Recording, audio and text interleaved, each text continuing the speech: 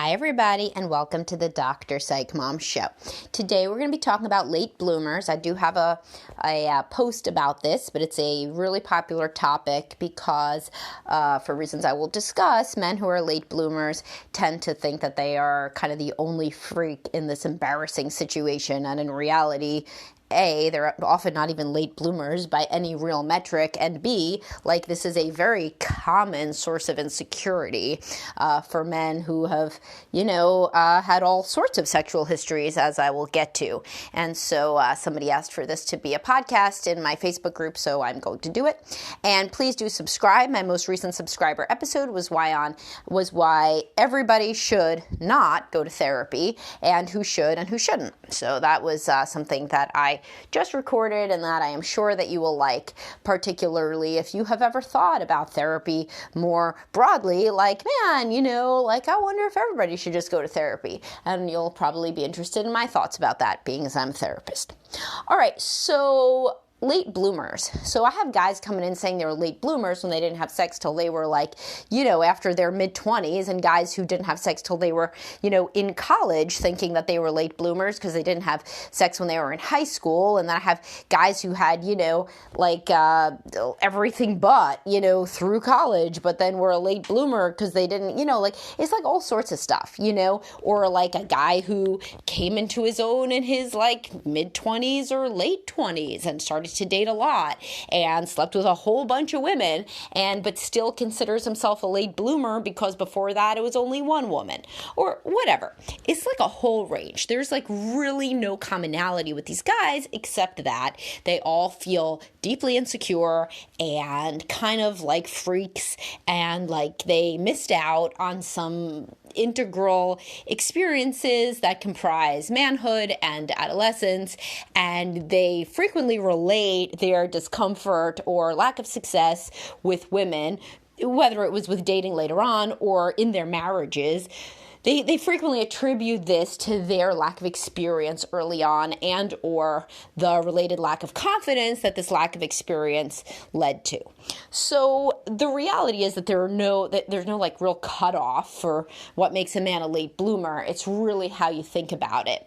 And there's a whole range, as I said, of actual experiences that all make men think that they are still somehow late bloomers. What I do notice as commonalities is that these guys frequently were raised in sex-negative households, and they have some anxiety and shame around sex, and that they frequently attribute that to their lack of early success, but in reality, it's very bidirectional. And if there was a causation arrow, I would say that it goes from the shame and the negative thoughts about sex to the lack of success with women. Whereas the guys usually say, because, I didn't get a lot of experience, then, I lost my confidence. I didn't have any confidence. It's really the opposite. It's like guys who are very conflicted about women and about sex and have a lot of anxiety and a lot of fear and shame, and were raised in households where they didn't see a lot of affection, and they kind of have no real idea what affection looks like in real life, between two people, except if they're watching television. Guys like that are going to strike out with women. And guys with attachment issues, guys with insecure attachment, particularly preoccupied or more often fearful avoidant attachment, which I've done a podcast about, the one where you have a really difficult childhood, so you end up like having components of both preoccupied and avoidant, attachment. So it's more like they want very badly to be with women, but then they're also scared of women and kind of hate women, like those guys. Like that stuff is like, it's like cologne, like the women can sniff it on you. And so they're not responding to that you're not good looking or that you're not, athletic or something. They're responding to the fact that you seem kind of, weird and difficult around women because that's how you feel. And the reason that you feel like that is frequently because of these two things, either having a very sex negative household that you grew up in, and of course there's going to be a lot of overlap with this, seeing a very difficult marriage, or seeing your parents go through a conflictual divorce, or having one parent cheat on the other parent, or like something where you learn not to trust relationships. So if you grew up with, like, let's say a narcissistic mother, are you going to be really into women? And I mean, you're certainly really into women. You certainly want to have sex with women and you fantasize about it all the time. But do you really want to be in a relationship with a woman? As much as you may say yes, everything that you were trained in your subconscious is shouting no, because you don't trust women. You don't trust them not to be like your mom. You don't trust them not to be dangerous to trust or to be close to. So the worse your relationship is with your parents and the more conflict you see between them, then the more ambivalence you're going to have about adolescent relationships and young adult relationships, because you literally still in your family home, you're still seeing all of this shit. You're still interacting with these negative attitudes towards sex and relationships that are being internalized from the home that you live in. And then simultaneously in high school, you're supposed to just, somehow magically enter into a mutually loving, high school sweetheart relationship. I mean, how likely is that? It's very unlikely to be able to do that without a template. And it's just a learned behavior. Guys who are seeing happily married parents are more comfortable and confident. They kind of think of themselves as a guy who will one day be happily married. And so when they have like a little girlfriend when they're 14 or 15, they don't think something like, oh, she's probably going to like break my heart or be a bitch, or this isn't real, or she's not going to like me. And they don't think that before they date the woman either. Like when they see a pretty girl in English class, they think something like, oh, wow, I'd really like to date her. I bet she would be a good girlfriend, And of course they think, they're X-rated thoughts too, because they're pubescent boys, but they also think these nice thoughts, And the guys that grew up, though, hearing like a lot of bad stuff or observing a lot of bad stuff about women, relationships, or sex, they don't. They think they see the hot girl in English class and they feel attraction, but also fear/dislike. And they're like, I bet she's a real bitch. I bet that she would never go for me. I bet she's the kind of girl, and you see a lot of this stuff on like the incel forums, and I've talked about incels before, as like kind of extreme attachment issues and confidence issues in guys. It stands for involuntarily celibate, and it's these guys that go around being very upset that women only like attractive men. They think, I don't know, etc. You could Google it. But anyway, and one of them got very famous, which is why this term got mainstream. One of them got very famous for trying, I think, to kill and possibly succeeding in killing a girl that rejected him when he asked her to go to the prom or something like that. But anyway, so these guys are going to see a hot girl in English class and think bad things. And those things are going to make him seem a little bit jumpy and weird around her. And she's not going to go for him. Whereas if he looked exactly the same way, but acted different, she might. If he just was kind of like a nice, semi-confident guy. Of course, every young person isn't super confident yet, but the ones who were raised in happy homes are more confident about their ability to at least speak to somebody of the opposite sex and potentially, have some sort of a mutually, nice and affirming interaction with them. So the guys who are late bloomers are almost always guys who grew up in houses where they were trained to be negative toward relationships or sex. So sometimes they're like super religious houses. So like sex was totally off the table. You weren't supposed to have premarital sex. They were hearing all terrible things about premarital sex. Well, then it's really hard to kind of, many of those guys philosophically repudiated religion by college years, but then it was really hard to get rid of those ideas about sex is bad, girls that'll have sex with you are slutty, and, nice girls are virgins, and all of this stuff. I mean, I've said a lot that a lot of the people that I get in counseling are people who were raised to wait until marriage, and then their sex life is pretty terrible, at least at first, because they have no idea what they're doing. And this should not be any sort of surprise, because you need practice and confidence to, really achieve any sort of closeness in bed, and these people had neither.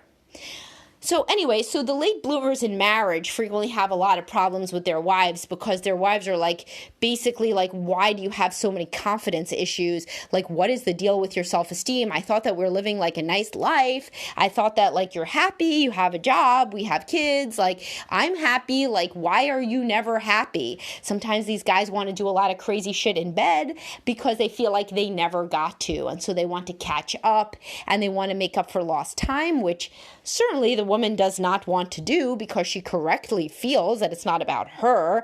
It's about just literally him checking some stuff off his bucket list. So, the woman feels the same as if she said to the guy, you know what I really want to do? What I really want, I want you to like work like an extra job so that you could buy me like this car that I've always wanted. But like, it's cool. Like, you could just have two jobs, because I really want a Range Rover. So like, I think that's fair, which of course, like it's very, very similar, the feeling when a guy is like, basically, he says implicitly or explicitly, I never got to do enough stuff, so now I want to check off everything that I've seen in porn. And now that brings me to another issue, which is that these late bloomers had a hell of a lot of years where their only experience was with porn. And I've talked a lot about how that can make an exposure to porn that's extremely heavy, certainly can make a guy not really understand what sex is like and think that women only are supposed to act a certain way and respond a certain way and everything is about, having this kind of really, porny sex that women hate. And, so then they get kind of caught up in the whole idealization and devaluation of women because there are these super hot women, but they're only behind the screen and you can't get to them and they're sluts. And it's really bad for like a guy who doesn't have a young man who has no high school girlfriend or real life experience with sex with women to be in like a tunnel of porn like all the time that they just descend into basically for hours a night is like really bad for mental health.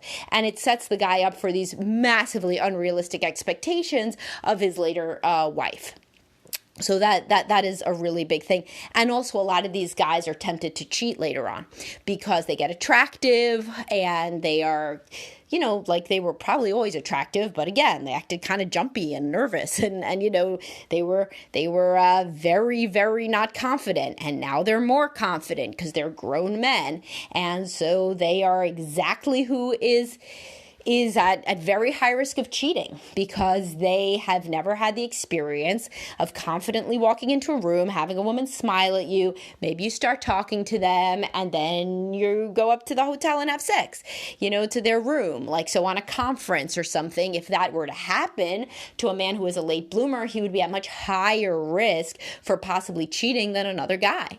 Because if he still has a lot of this conflict and kind of resentment and bitterness over what he thinks of as these lost years, then he wants to, again, make up for lost time. And then the resentment he feels toward his wife, who cannot be multiple porn stars, but is just one person, he feels like she's not doing enough in bed. She doesn't care enough about him experiencing things, and she's not like porn after all. And so then you could see how this makes like a very, very perfect alignment of stars here for him to cheat. So that is a possibility as well. And also the porn addiction frequently continues into marriage, particularly if the man is then disappointed by his marital sex life and then feels very hopeless, feels kind of like he never got to have sex in the ways that he wanted to, and now he's never going to. So then he can become very, very hopeless.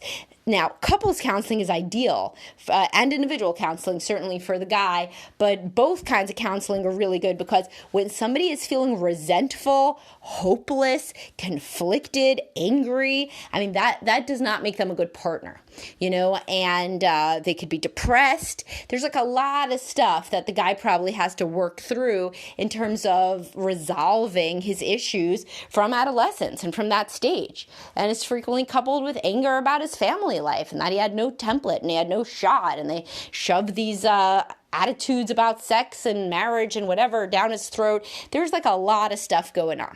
So individual therapy can be useful. Couples counseling can be helpful as well. And also even just kind of therapy that's geared toward accepting like how the guy feels, but that it's really not what he thinks. Most people are not going through life like they're on, some kind of episode of 90210, or Brandon Walsh was with a different girl every weekend. Like, that isn't what most guys' high school life is like. But if you're a late bloomer, you kind of idealize this whole like player lifestyle or whatever, and you think basically everybody was doing that except for you.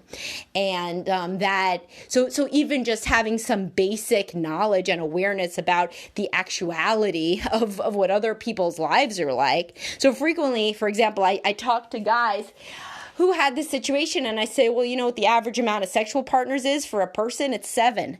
And they're like, what? Like, I thought it was like 40, No, it's not 40, It's like 7. And frequently these guys had 7, because after they stopped being a late bloomer, they had 7, or maybe they had 4, or maybe they only had 1. But you know what? The average of 7 minus 1 is a lot different than if they think that the average is like 40.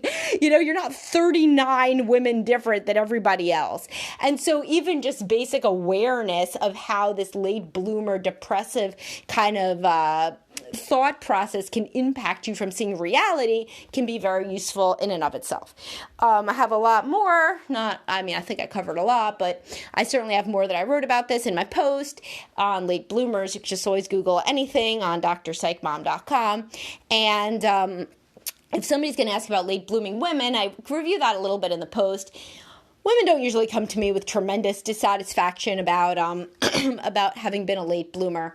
That's not to say that women don't say that they wish that they slept with more people. They frequently do, because they just wish that they had more fun, or that they had pursued some crush or something like that. This is like a human nature thing. Women are human, so both genders often feel like they should have taken more opportunities, should have been more carefree, should have enjoyed life more when they were young. And there's this is more prevalent, obviously, in people who struggle with more depression, because people who are depressed seem to see life as a string of missed opportunities. So if this exemplifies your general outlook, then it wouldn't be a bad idea to get assessed for depression in general, because no, every single human does not look back at their early years with a mix of resentment, anger, bitterness, and, disgust, and a healthy dollop of self-degradation. That is not normal. That means that you're struggling with depression, most likely. And unresolved childhood trauma, I would really wager. All right, so hopefully this was useful for you guys. Please do subscribe. There's going to be over 90 subscriber episodes now. Follow me on all social media, and I'll talk to y'all soon.